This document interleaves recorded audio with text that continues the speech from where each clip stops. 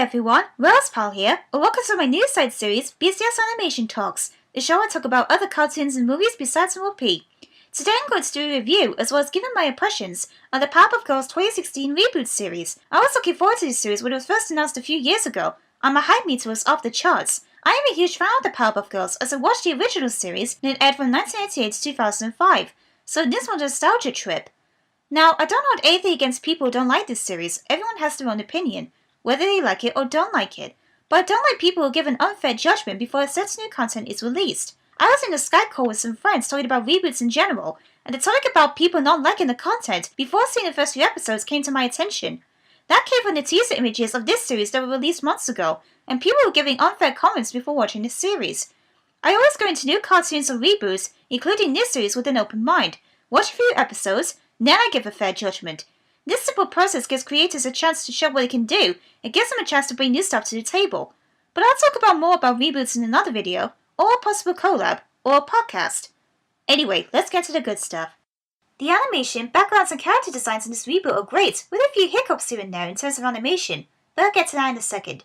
I give full credit to Shane Curtis, the main character designer for this series, who also works on Disney's Star vs. the Forces of Evil. Her cool art style is present, but she kept to the character designs for the original series, with a few clever twists as well, with a Calic style in Buttercup's hair, and Bubbles wearing cute bubble-shaped bubbles to hold her pigtails.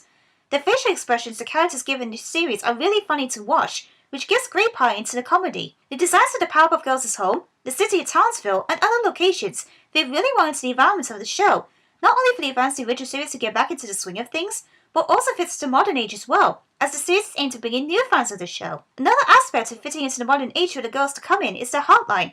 In the original series, it was an adorable telephone with a cute face. Now they each have their own smartphone with a cute face on them, each with their own design related to their personality. A simple pink phone with a flower for Blossom, a blue bunny-shaped phone for Bubbles, and an Oscar military-style shaped phone for Buttercup. Oh, another cool thing about the animation is the action sequences, especially the new powers revealed in Power Up Puff, which did the very first before Little Octy lost. Anyway, each of their new powers similar to the DC Comics superhero Green Lantern also connects to their personalities. Blossom transforming into objects related to her organizational skills and tie things up such as a stapler and a sponge, Bubbles transforming into different animals because she loves animals, and Buttercup transforms into different weapons such as a plane, missile launcher, and flamethrower to symbolize a tough tomboy personality and also likes anything to do with the military. Like I mentioned earlier, the animation is great despite a few hiccups here and there in the earlier episodes until the recent episodes I watched. There are some occasions where it is a bit out of place in early episodes, but as new episodes came out recently, the animation starts to improve as well as the writing and character growth. The cast of the series, the girls, Professor Utonium, Miss Keen, the mayor and the villains like Mojo Jojo, Fuzzy Lunkins, him, the Gang Green Gang, Princess Mobucks and the Amoeba Boys made a triumphant return, apart from Miss Bellum, which I definitely agree shouldn't have happened, but on the other hand, as seen in Bye Bye Bellum, it shows the mayor being more control of the situation when he saves the girls, and also has the potential to bring Miss Bellum back in future episodes. After all, she helped in any situation the mayor, the girls and everyone may have had to struggle to overcome.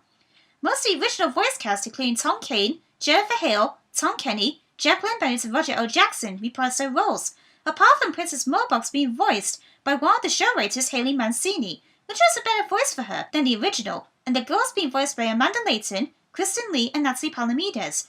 I can see both the positive and negative sides to these three new actresses. The negative is that Cartoon Network did not even consider bringing the original voice actresses for the girls, Kathy Cafferdini, Tara Strong, aka Twilight Sparkle, and E.G. Daily, and I was a bit disappointed, and it was a bit silly of them, but as they were said, it was a creative decision. However, the positive side of these three new actresses is that they actually did a pretty awesome job of bringing the girls to life, as well as keeping their personalities in their performances, and they sound very similar to the original actresses, and Kathy, Tara, and E.G. Daily said they did not hold anything against the new girls, and they wished them luck in voicing the girls. I gave them a chance, and they did not disappoint. That's what I call the legends giving the new rising stars their chance to shine. As well as bringing the original cast of characters back, this series also introduced some new characters, both the good and the bad. The list includes Malin and the Debutantes in Princess Buttercup, with Malin being voiced by Kay Higgins, aka Sailor Mercury and Sailor Moon Crystal, a band of roller skater girls who befriend Buttercup, and then Blossom and Bubbles after they'd seen them from Princess Mobucks, when they earned Buttercup's respect, after she explains to them that her sisters are important to her, and become their new friends and allies. Hope they return in future stories, and their design is so cool. Then there is Man-Boy voiced by Maurice LaMarche, aka the Brain from Animaniacs, in Man Up and Man Up 2 Still Manning, and oh boy, he is an entertaining villain when he tries to get Tatsuo back to its manly roots. In front of me, we were introduced to Jamaica, a new friend/enemy to the girls, who is an experienced archaeologist who aims to gain treasure by getting the girls to help her, but she turns against them by controlling them and using their friendship to her advantage. I hope she returns in a future story where she redeems herself by knowing friendship is more important than treasure. Other characters include the fashionistas in Bye Bellum and Fashion Forward, Pat in Lord Lottie Lost and Strong Armed, Hope in Puff Doris Box, and Janitor in Blue Ribbon Blues. Both of these characters have a good spin on Greek mythology and have interesting designs too. We also may have a real friendly villain in the series from the episode Viral Spiral, Silico, who helped the Amoeba Boys put a virus all over the internet. Despite the girls stopping the trio, he still succeeded, and he wants to destroy the girls from destroying his home, as told in his backstory in Halt and Catch Silico. So he will come back in future episodes now with Season 2 starting to air. The episodes tackle not only the superhero genre like he did in the original series, but he also tackles slice-of-life lessons with the girls, hoping to make fans connect with the girls with relatability. Most episodes in the first season were great. Few were both good and okay at best, and there were only 3 I had mixed opinions on them. Here are 3 episodes I recommend for you to watch. The first is Fashion Forward. This episode has the better portrayal of the fashionistas in their first appearance. We get a bit more backstory to these two, as they design their own smogy fashion line in an effort to redeem themselves. The girls want to buy the scarves, leading to Blossom going against the professor's wishes, and is found under their control. This episode is one of those dealing with peer pressure, as the professor does not support the fashionistas' "looks are everything" slogan, as he considers it to be an unfriendly slogan to follow. I mean, how many people have seen unfriendly slogans in any media, especially online?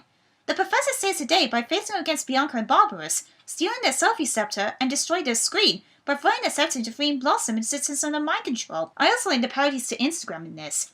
The second one is Road Trippin'. When I first heard about this episode from the writers of San Diego Comic-Con for their interviews, Jake Owen, one of the writers, said that this episode is about how the relationship between Bubbles and the professor makes the others relate to them and how it reminds them of their relationship with their families. And it turns out he was right. This episode hit home for me because it relates to the relationship with my dad. The comedy was on par, the heartwarming moments in the end of the episode were adorable, the battle with the moment was awesome, and Zeitgeist was really entertaining. And finally, the third episode is Poor Box. This is by far my favourite episode of the series this far, and I actually tweeted Haley Mancini, the voice of Princess Moorbox herself, and one of the show writers, about it, and she tweeted me back saying how touched she was.